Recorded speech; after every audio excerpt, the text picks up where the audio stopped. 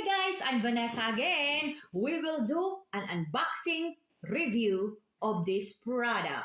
Guys, as you can see, this is the Power Mushroom 265W Travel Charger. We will open this so that you can discover what is inside, so that it is. So, this is the instruction.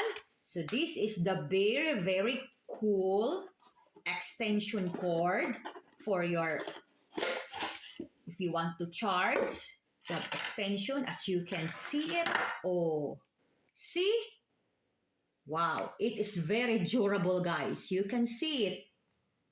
Oh, that is how the extension cord of this, if you want to charge your phone, guys, this is a very good kind of charger. See to it how durable it is, and when you punch it there, it is not easily to pull down, so it will be stick to it, whatever wall you want to put it. So this is super cool extension charger, guys. You can see it. See?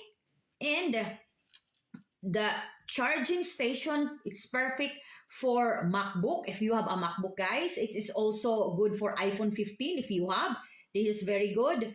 And this is compatible with Android and iPad devices. This is very, very good. And you will never regret it if you buy this extension cord.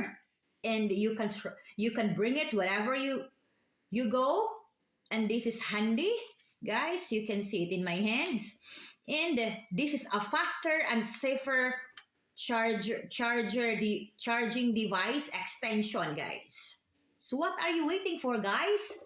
Buy now with this extension charger.